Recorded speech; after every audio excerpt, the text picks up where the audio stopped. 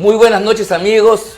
Este es su programa Conversando por el Perú, que se transmite por BHTV, nuestro canal. También se replica a través de las redes sociales de la Coordinadora Republicana y el portal La Abeja. Muy buenas noches, Luciano, ¿cómo estás? Muy bien, Ángel, buenas noches. Listo para empezar un nuevo programa de Conversando con el Perú. Así es, una segunda fase. Una nueva etapa del programa en una circunstancia política, que ya no es novedad, pues no, agitada, controversial, como ha sido los últimos meses en el Perú. Bien, efectivamente, esta semana que ha transcurrido, hemos tenido hechos importantes sin duda. Obviamente la caída del premier Otárola, a partir de circunstancias penosas para él mismo, que supongo va a tener que rendir cuentas a la justicia toda vez que sobre eso ya se han iniciado las correspondientes investigaciones. Es verdad que Otárola ha salido a retrucar, no dando explicaciones ni pidiendo disculpas, sino diciendo que esto ha sido un ardid, un complot, ni más ni menos que de uno de sus aliados, porque el gobierno de Dina Boluarte tiene distintos componentes, uno de ellos, sin duda, la gente de Lagarto Vizcarra, que ha tenido presencia, por ejemplo, en el Ministerio de Salud, tú recordarás a Rosa Gutiérrez, y últimamente a Paola Bustamante, en el Ministerio de Transportes, del cual recientemente la Fiscalía hace una investigación y detecta un grupo que se llama Los Intocables de la Corrupción, donde hay varios funcionarios que han sido funcionarios de este gobierno y que estaban vinculados al grupo mafioso de Vizcarra. Pero en fin, eso es lo que ha dicho Otárola.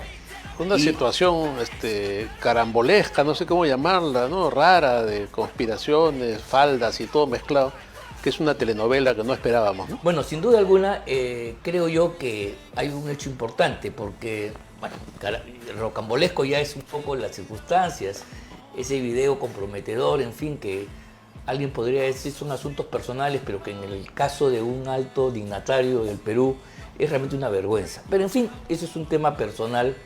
Más aún cuando se mezcla con temas de contratación. Sí.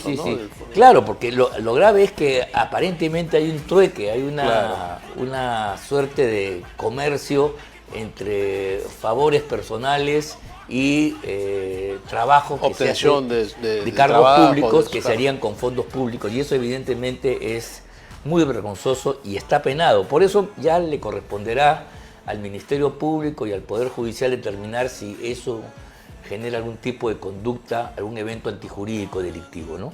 Pero lo cierto es que Otárola, en su explicación, ha abierto algo que quizás siempre estuvo presente, pero no lo habíamos notado con contundencia. Me refiero al hecho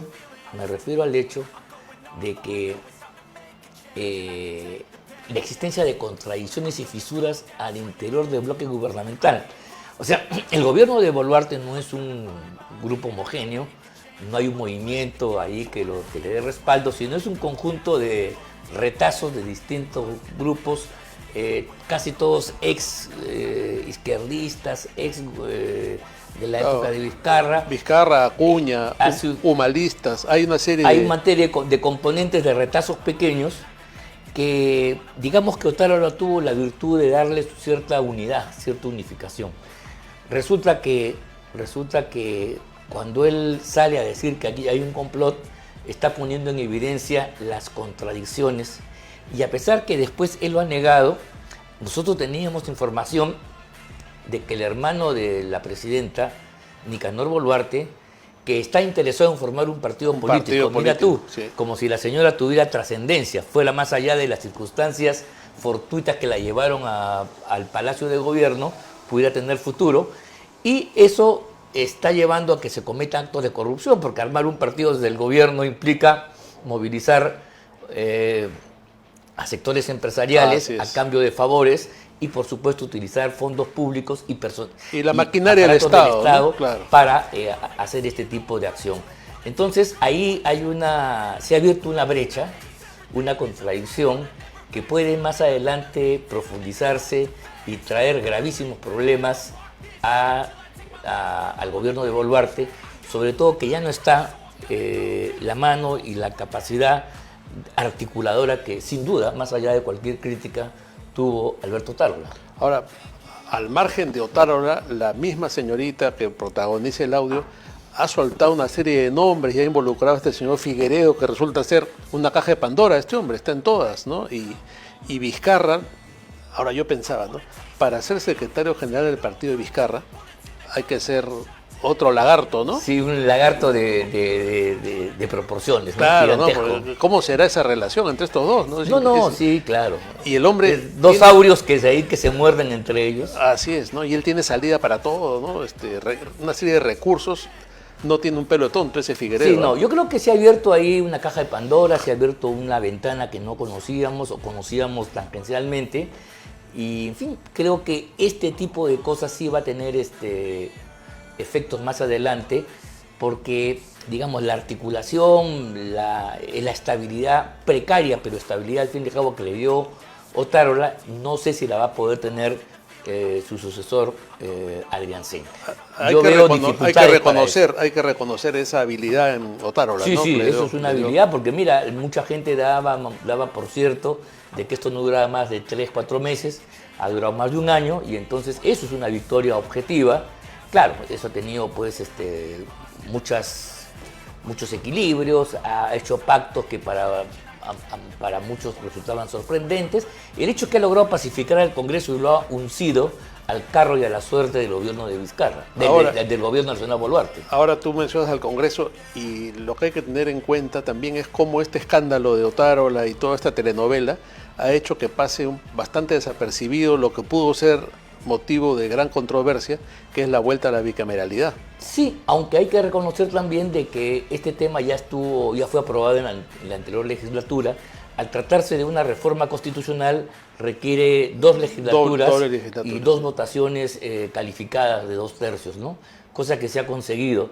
Por supuesto que había que pagar algunos precios para muchos indignos, como es permitir la reelección, pero creo yo que en aras a retornar a la tradición constitucional, a lo que siempre ha sido el Perú, de tener dos cámaras desde que se fundó la República, me parece que bien vale la pena estos pequeños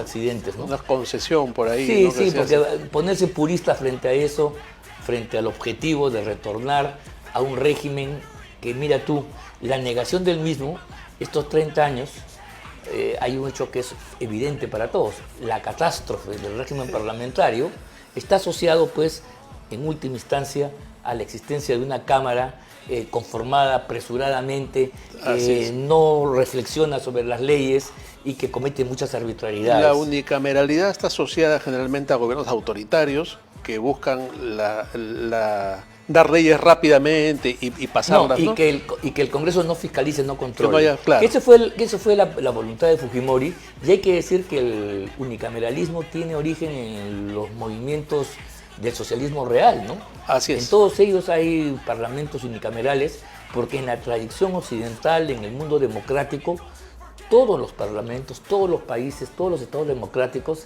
tienen dos cámaras, empezando por Inglaterra, que es la madre el modelo. El modelo a seguir. En Estados Unidos hay 2 cámaras, en España hay 2 cámaras, en Italia, en Alemania, en Francia.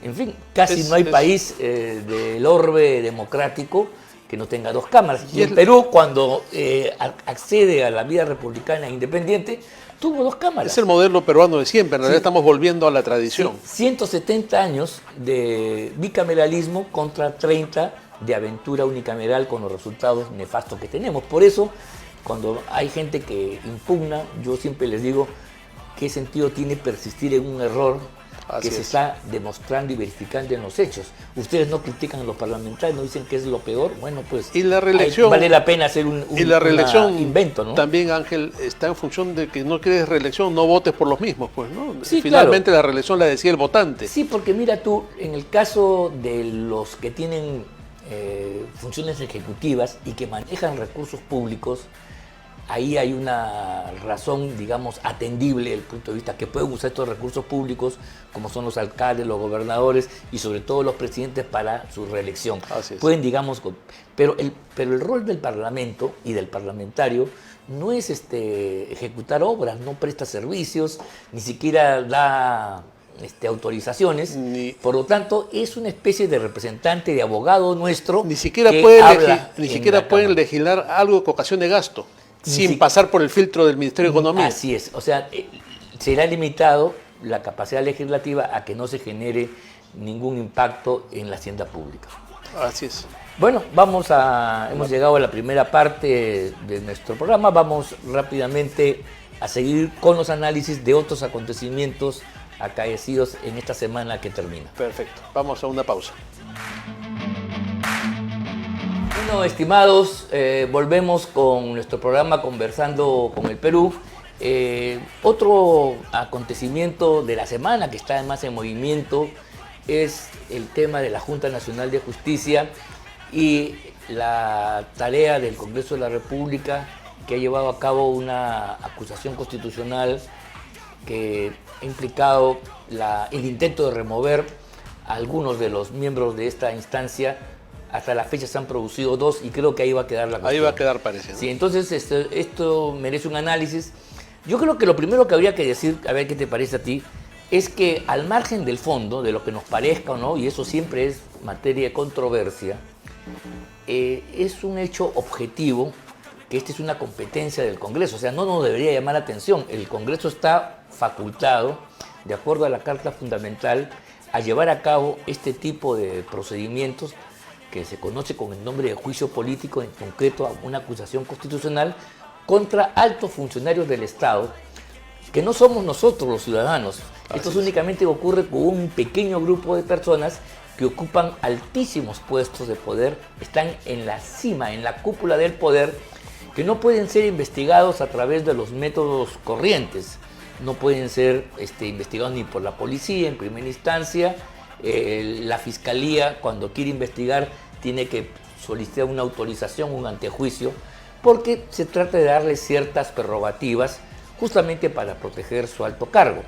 Entonces, esta que es una prerrogativa en el fondo no debería dar lugar a que la gente cree que cuando el Congreso interviene se está violentando las reglas del Estado democrático. Por el contrario, se están cumpliendo y se está ejerciendo un mecanismo de privilegio en última instancia. Y la prueba de lo que tú dices, Ángel, es que sucedió lo que tenía que suceder y no pasó nada, ¿no? Y todos estos avisos apocalípticos que hacían los caviares, de que esto es un golpe institucional, de que se va a acabar todo y que el Perú entra en una crisis irreparable, no sucedió, sí, ¿no? Han metido a las ONGs, a senadores norteamericanos, nos han amenazado y todo, y al final el Congreso cumplió con una prerrogativa propia de su labor y se acabó el tema, no pasó nada. No, además se ha seguido el debido proceso, porque este es un tema que arranca hace 10 meses, en el mes de abril-mayo, cuando una congresista planteó una denuncia constitucional contra los miembros de la Junta.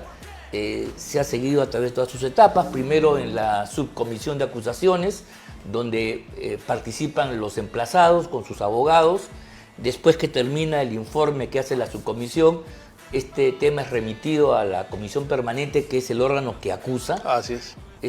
Ahí también participan los emplazados con sus abogados, y finalmente es el Pleno el que toma la decisión final, y lo hace con un quórum muy alto, que yo creo que en los juicios políticos es la garantía justamente para que no se produzca ningún acto arbitrario. Claro. Mientras que las instancias jurisdiccionales, las decisiones condenatorias la toma una persona o un tribunal de 3, máximo de 5, ¿te das cuenta?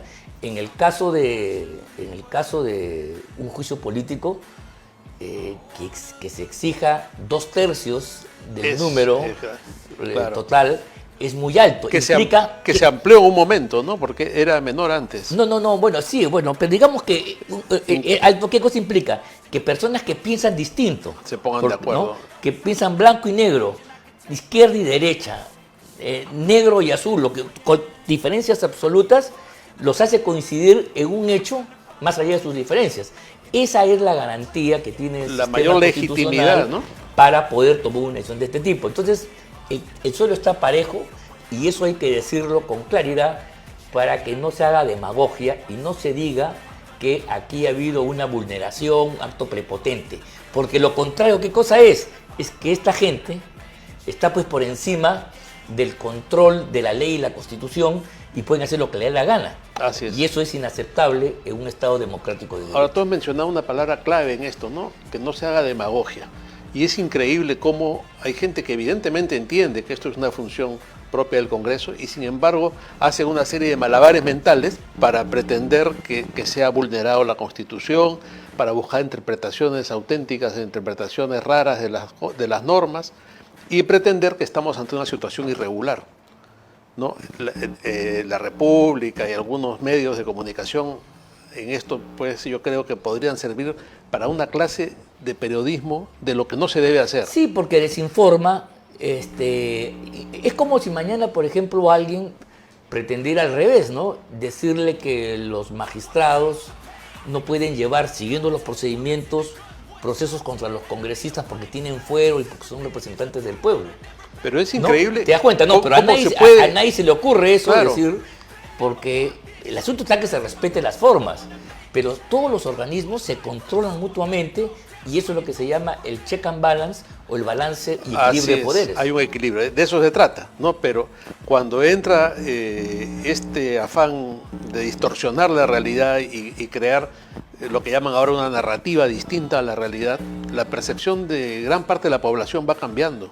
Sí. ¿No? Y eso es muy peligroso. Si no, ¿cómo? A ver, y si no, imaginémonos cómo sería, vamos a ver si el Congreso no interviniera, las faltas que cometa la Junta o cualquier magistrado de cualquier organismo. Mira, este no es un asunto que le compete a la Corte Suprema de la República, no lo compete a ninguna municipalidad ni el gobierno regional, claro. No lo puede hacer el Poder Ejecutivo, el Ministerio ninguna Público. Empresa pública.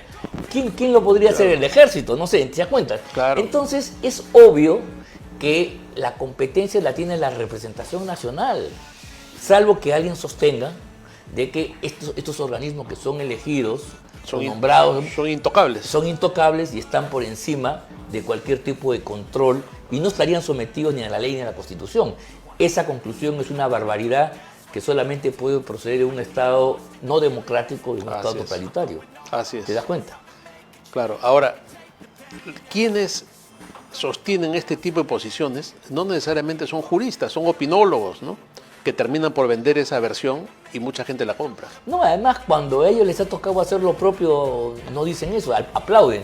Claro, cuando se cambió el Consejo de la Magistratura por la Junta. En 2018, en base a unos informes que luego se está demostrando, por lo que vamos a conversar después ya con nuestro invitado, un complot al interior del Ministerio Público.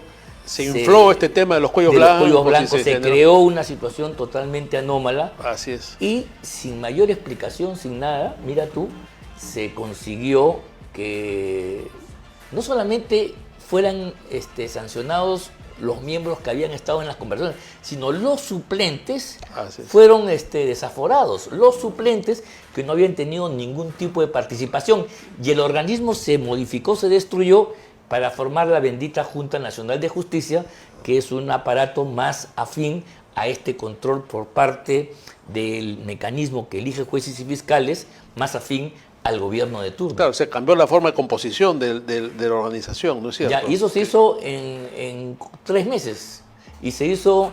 un congreso. Casi no hubo oportunidad de darle a los magistrados oportunidad para hablar.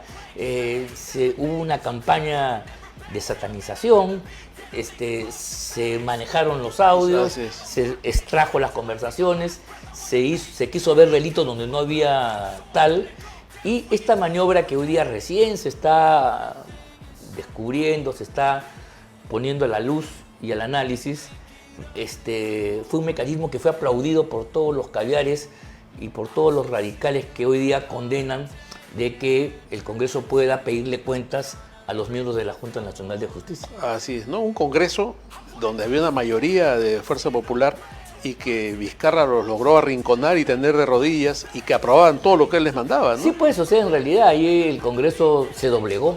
Terriblemente. Se doblegó y no tuvo fuerza para hacer que la sensatez y la cordura prime la campaña periodística brutal, los audios. Entonces, al final inclusive hasta quisieron involucrar a los congresistas con las conversaciones, con los jueces, sí. Y se hizo pues fue una cosa bien montada, una suerte de golpe de Estado que orquestó el señor Gorriti y el INLD, motivo por el cual espero yo que en los próximos días o semanas se proceda a las investigaciones.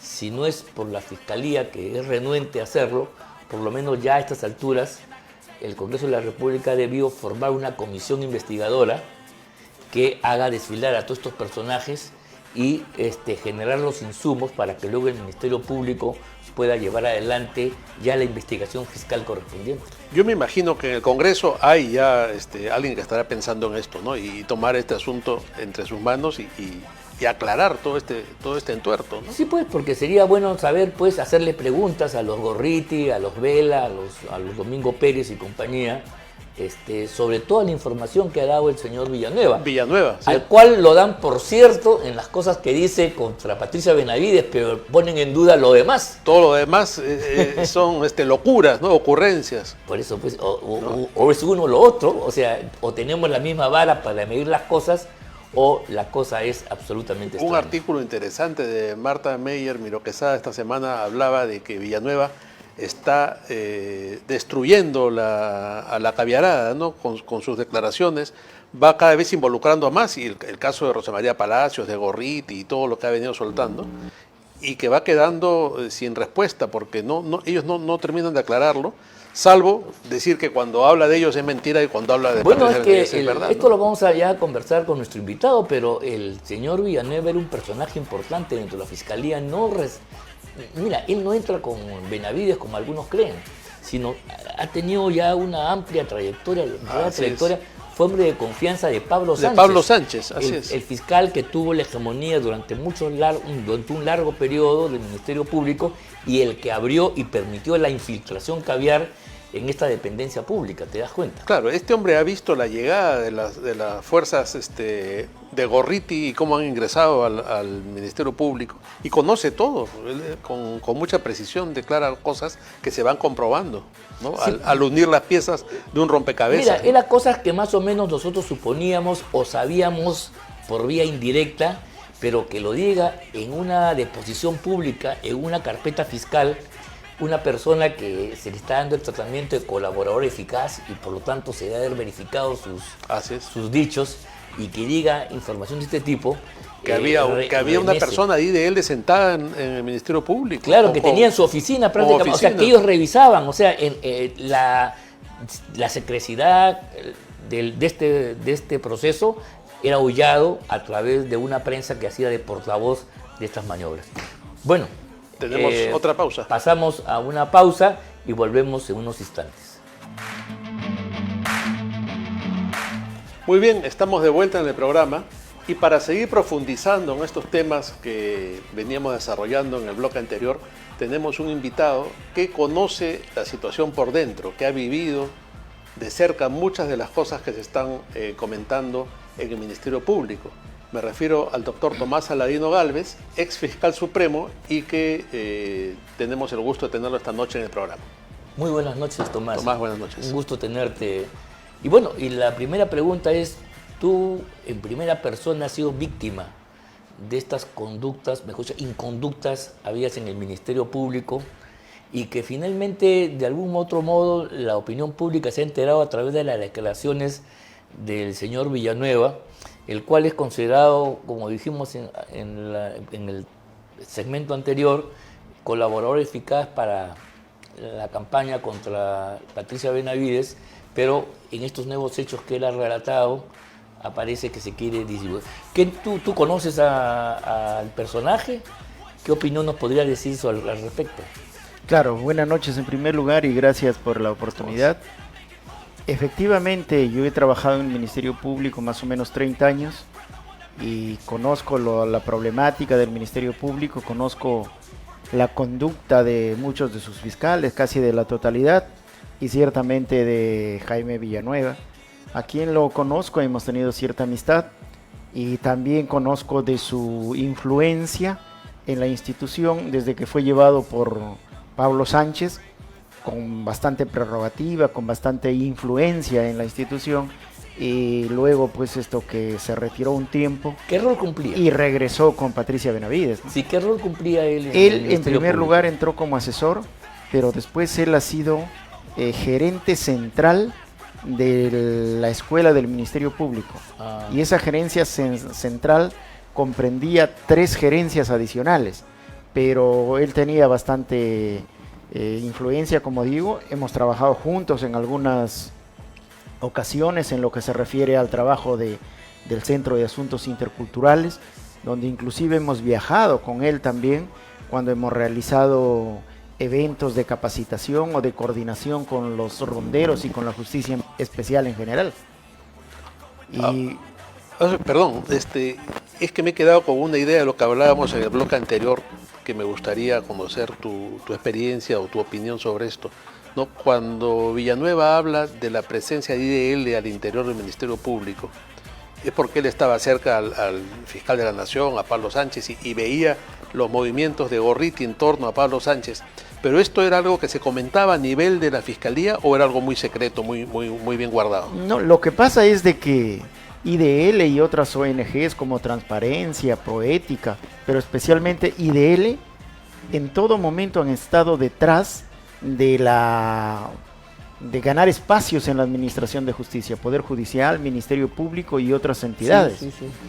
Tanto así de que recordarán ustedes que en el Poder Judicial y también con participación del Ministerio Público, de algunos fiscales, se creó esta llamada Justicia Viva, que en realidad después otra entidad, Jueces por la Democracia, que eran jueces influenciados absolutamente Ese Jusdem. Jueces por la Democracia, Jusdem, ¿no? claro. Sí. ¿Ya? Que son caviares, ¿no? Claro, definitivamente, porque estos eran formados por Transparencia y especialmente por IDL. Entonces ellos tenían cursos, becas, etcétera, que era la forma como cómo ingresaban estas ONGs, especialmente IDL, para influir en los magistrados, en los jueces y fiscales. Tanto es así que, por ejemplo, un juez que no estaba, digamos, dentro de su esfera de influencia, nunca era considerado en esos cursos, y obviamente todos queríamos participar, pero ciertamente ellos ya te condicionaban una vez que participabas en esos cursos. Y para concluir te digo que no es que Villanueva haya ingresado y él llevó a IDL, no, ellos estaban ya desde hacía mucho tiempo influenciando, entrando a la administración de justicia con la finalidad de orientarla o, digamos, prácticamente de interferir. Politizarla, diríamos. Interferir conforme a sus intereses a la administración de justicia. No tanto como politizarla, porque, bueno, pues es un interés político, pero acá es un interés personal de ellos, un interés de grupo, bueno, que no necesariamente es político. Sí, pues. Entonces, para que trabajen y defiendan sus intereses, estaban trabajando estas ONGs, y cuando llega Villanueva al Ministerio Público, ya ingresaron directamente, ya el copamiento fue total de estas ONGs y especialmente de IDL. Claro, sin duda alguna hay una labor de adoctrinamiento, de reclutar, de tener influencia, y esto corresponde a una perspectiva caviar que inclusive es internacional. O sea, como esta gente no ha logrado en política alcanzar una representación a través del voto popular y tener fuerza en el Congreso o en el propio gobierno, lo hace desde la trastienda, la asesoría, y particularmente a partir del poder ceniciento, el más chiquito, que es el Poder Judicial, con el Ministerio Público incluido, de modo tal que capturarlo a través de los programas de asistencia, porque ha habido bastantes recursos de organismos de Estados Unidos, de Europa, para fortalecer institucionalmente estos organismos. El hecho es que eso ha permitido que estas personas capturen. Acuérdate tú, Diego García Sayán, con la Comisión Andina de Juristas, en los tiempos desde Fujimori, mira, desde esa época, ya intentando reformar con Dele Piana el Poder Judicial. O sea, no importa el gobierno, sino la orientación de ir generando, primero, un asentamiento político o una orientación determinada, y luego, en otros gobiernos, esta línea ha seguido. Es una continuación que permite y explica cómo ellos se han hecho fuertes de tiempo atrás y han hecho de estas herramientas que deberían estar al servicio de todos un arma política contra los rivales y sus adversarios. Y a nivel internacional lo han hecho, por ejemplo, con el sistema interamericano de justicia, que lo han copado totalmente, ¿no? Así es, ¿no?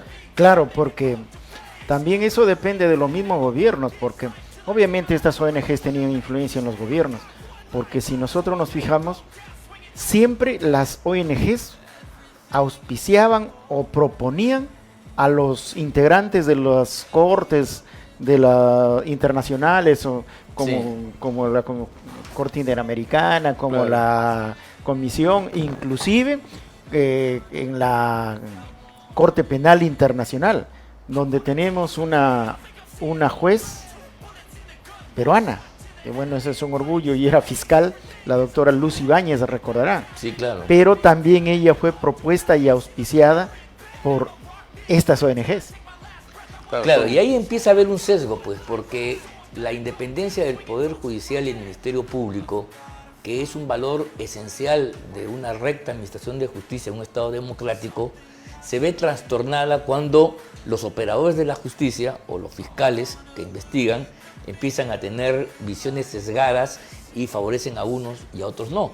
Y eso lo hemos visto últimamente. Mira los tratamientos distintos de Vizcarra, de Susana Villarán, ¿no? Ahora mismo de Gorriti, y con aquellos que pertenecen, digamos, al otro bando, al otro extremo del espacio político. Hay conductas diferenciadas, obviamente. Y fíjate que eso es tan grave, porque bueno, el debate político siempre se va a dar. Sí, claro, ¿no? Hay posiciones, hay interpretaciones de la realidad, y cada uno lo sustenta, se discrepa, hay oposición, etcétera. Pero justamente el Poder Judicial, la Administración de Justicia, el Ministerio Público, no pueden asumir esas posturas, porque ellos tienen que actuar con objetividad, con imparcialidad. Claro, son como los árbitros en el fútbol. Definitivamente. Claro. Si el árbitro toma partido por uno de los equipos, ya pues... Se acabó. ¿Y se acabó el espectáculo. ¿Qué crack, qué buen equipo va a haber? Gana el que tiene al árbitro. Y ese es el gran problema, por eso que es gravísimo la influencia política que se ha tenido en estos últimos tiempos, que se tiene en estos últimos tiempos en la administración de justicia, en el Poder Judicial. Y peor aún, porque no es una influencia política a secas. Decimos, se ha politizado la administración de justicia o la política se ha judicializado. Y bueno, eso no parece tan grave. Pero el gran problema es que no es así propiamente, sino que intereses particulares que no necesariamente son políticos han tomado gran influencia en la administración de justicia. Bueno, vamos a poner un ejemplo. Eso es lo grave. El caso de Odebrecht. Por ejemplo. Odebrecht, que tiene intereses económicos, patrimoniales. Pero fíjate, ese no es interés político. Claro, no es políticamente, directamente no es. Sino indirectamente sí. Claro, y entra en la política porque es la manera de lograr los objetivos delincuenciales y el manejo de los fondos del Estado. Pero en el fondo son intereses particulares. Intereses particulares, ciertamente. Me acuerdo que tú hiciste pioneramente una denuncia contra Domingo Pérez y Vela a propósito de este documento que todavía no es de conocimiento público, increíblemente. Ya ha pasado cuánto tiempo y los términos de la colaboración que debía prestar Odebrecht, a pesar que no es una persona natural, es una persona jurídica, es una empresa, y lo interesante es que los términos en que se presta esta colaboración no se conocen. Pero tú dijiste que ahí había un contubernio de estos fiscales. Lo que pasa es de que no existía la colaboración eficaz de personas jurídicas. Claro. Pero justo en el gobierno de Kuczynski se sacó una norma para autorizar la colaboración eficaz de personas jurídicas a propósito. Claro. Eso no se ha hablado mucho. Esa norma fue a propósito para absolver a Odebrecht, ya para perdonarle a Odebrecht. Ese fue el gran problema, y se le perdonó no solamente la pena, no solamente las ganancias ilícitas que dejaron de incautarse, decomisarse, sino que además se le perdonó la reparación civil. Eso fue gravísimo. Y se le permitió vender chacra después de precisamente por eso, precisamente, porque se sacó una norma a propósito para favorecer a Odebrecht. Obviamente el presidente, los ministros de ese momento estaban totalmente involucrados con Odebrecht, y tenían interés en que no se investigue, en que se tranquilice la cuestión de Odebrecht. Sí, Ese ha sido el gran problema. Este tema que dices es fundamental, porque mira, mientras que para una persona natural verse impelida a colaborar, a decir la verdad, es porque está exponiendo su libertad. Entonces la libertad es un bien supremo y entonces yo como tal, pues, en fin, puedo decir todo lo que sé porque siento que puedo perder mi libertad y todo lo que eso significa. En cambio, en el caso de una empresa, que eso no sucede, las ventajas son económicas en última instancia. ¿Cuáles son las condiciones de una colaboración? ¿Ya tú colaboras a cambio de qué? Eso va contra la naturaleza misma del concepto de colaboración eficaz. ¿No te das cuenta? Claro. No hay algo del valor de la libertad que una empresa pueda... No, la empresa la pueden cerrar y hacen otra igual. Y todos los funcionarios salieron... Como ha hecho Graña, ¿no? Se ha cambiado de nombre y sigue muy, muy tranquilo. Sí, pues, y Odebrecht que ha cambiado su plana de mafiosos y sigue operando en el Perú. Bueno, volvemos en unos instantes para seguir este importante diálogo con Tomás Aladino Gálvez. Muy bien, estamos de regreso con el doctor Tomás Aladino Gálvez y continuamos analizando estos temas de tanta importancia, los manejos en el Ministerio Público y la injerencia de ciertas organizaciones en la Administración de Justicia. Pero quería, Tomás, centrarnos tal vez en dos personajes que son protagonistas de esta historia, ¿no? Como José Domingo Pérez y el doctor Vela Barba. Ya, mira. ¿Cómo pueden sostenerse tanto tiempo y no pasa nada? Mira, realmente esa es la evidencia de que aún Gorriti y compañía, con Pablo Sánchez y con todo ese grupo, tienen controlado el Ministerio Público. ¿Por qué? Porque es sabido, y es lo natural, lo razonable, que si tú cometes algún error en una investigación, te cambian. Al fiscal que comete un error lo cambian, que incurre en negligencia lo cambian. Y que no tiene resultados. Que no tiene resultado, de ley, que no tiene resultado absolutamente negligente, lo cambian. Pero acá no se trata de una simple negligencia. Acá se ha evidenciado una conducta dolosa de los fiscales, una intencionalidad de favorecer a esta empresa. ¿Por qué? Pero es gravísimo lo que está diciendo. Ese es recontra grave y lo he dicho siempre, lo he dicho desde el primer momento, lo he dicho en el 2019, 20. Y mira. ¿Ya? Y por eso me inician la primera denuncia ante la Junta Nacional de Justicia, que fue la que finalmente me destituyó. Porque mira, en una colaboración eficaz, primero, no puedes perdonarle la pena o eximirle de pena a los cabecillas, a los que han tenido enorme participación en un hecho delictivo. Acá ellos eran los líderes de esa corrupción. No podías eximirle de pena, solo atenuarle. Uno. Dos, no hay ninguna norma que realmente permita que no se incaute las ganancias indebidas y las ganancias ilícitas del agente delictivo, en este caso de la empresa. No hay ninguna norma. Y sin embargo, ellos no le incautaron un céntimo. No los han tocado. Cuando debían incautarle por lo menos unos 30.000 o 40.000 millones de soles, que ese era el monto aproximado de las ganancias ilícitas. Pero ellos no les tocaron un céntimo. Que no es reparación, que no es la reparación civil. Claro, hay que diferenciar, hay una cosa. Mira, es importante decir eso. La incautación y el decomiso y finalmente la extinción de dominio, ¿eso de qué se trata? Se trata de privarle al agente delictivo o a cualquier tercero o a cualquier empresa de las utilidades, de las ganancias ilícitas que perciben con el delito, del producto del delito. Eso se decomisa, eso se incauta, ¿ya? En cambio, la reparación civil es la indemnización por el daño causado. Que también ha sido ridícula. Que ha sido ridícula. Y para pagarla por lo que el mismo está operando. Mira, gracioso, ¿por qué? Y ahí, siempre digo, tiene una responsabilidad enorme el procurador público, este señor Ramírez, que salía a hablar cualquier cosa. Claro, se vendió. Y también la actual procuradora. Sí. ¿Por qué? Porque esta procuradora también estaba con Ramírez, ¿ya? Mira, el dinero para cobrarse la reparación estaba en poder del Estado, lo tenían ellos. Entonces, ¿qué tenían que decir? Cuando se vende Chaglia, salió 5.000 millones de soles, tenía que decir, allá muy bien, págame la reparación civil. A cuenta de, por lo menos. Págame, claro. Pero ellos, ¿qué hicieron?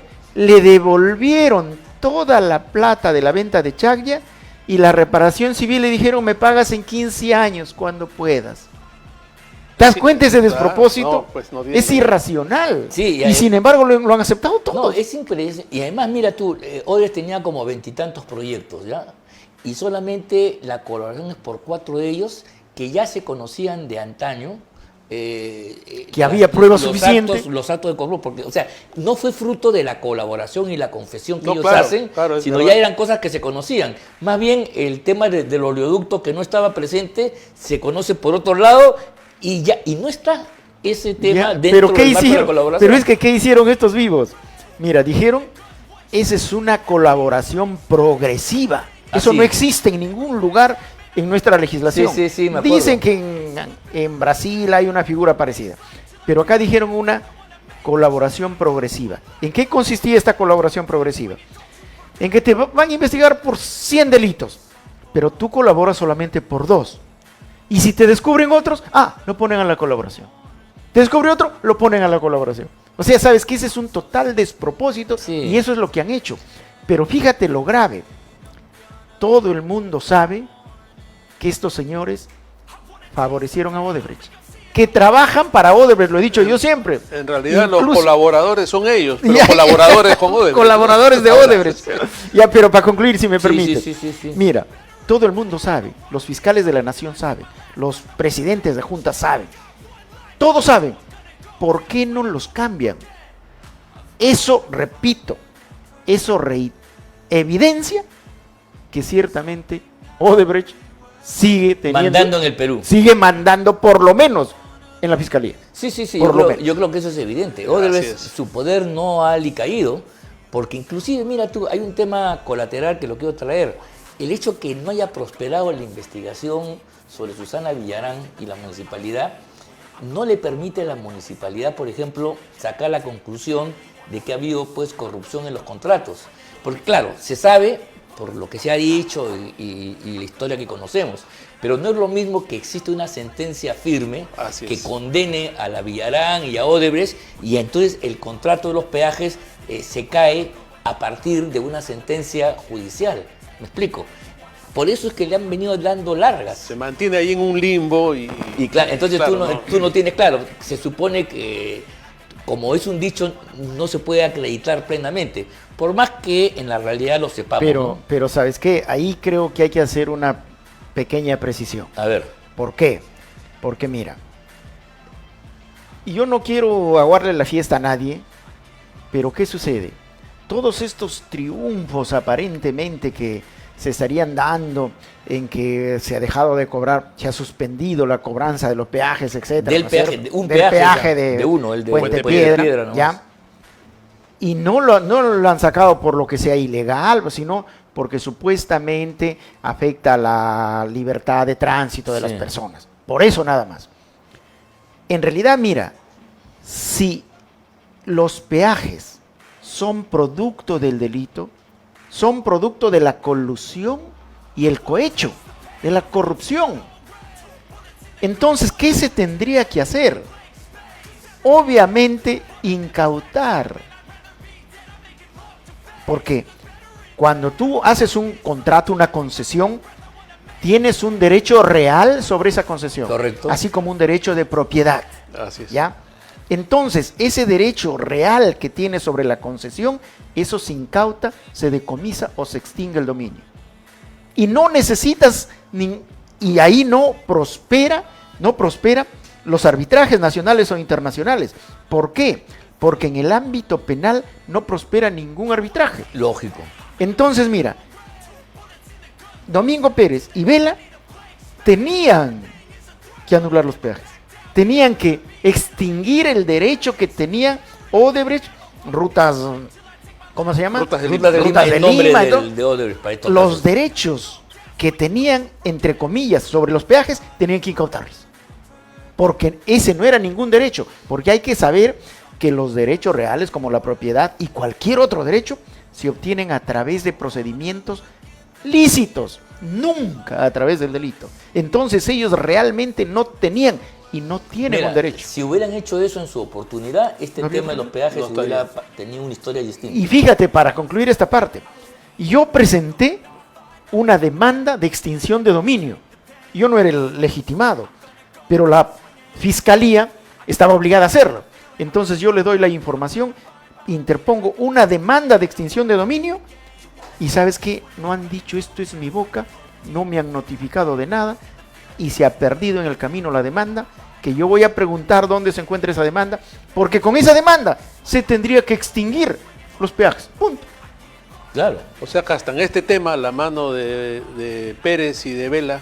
Está ahí, pues, Claro, porque ellos está han ahí. debido... Es que ellos... Primero que en este caso Villalán confiesa que ha recibido plata y esa plata tiene que ver con las boyorías que recibió de la municipalidad, entre ellos los peajes. Con las adendas, Entonces, los contratos de es peaje, un poco ¿no? el cuerpo del delito. Claro. Y sobre eso y sus ganancias se ha podido intervenir. Que ellos que intervienen todo, que Claro. hacen extinción de dominio de todo, Sí, en pues. este caso fueron absolutamente ¿Por qué nunca han hecho ahí? fraternos. Fraternos, Es increíble. pues. encubridores. Bueno, una pregunta que te quiero hacer, ya estamos llegando al final de nuestro programa, es ¿qué hacer con el Ministerio Público que se ha politizado, que se ha desviado de su función y quizá también con el sistema de justicia en general? ¿Crees tú que es el momento de pensar?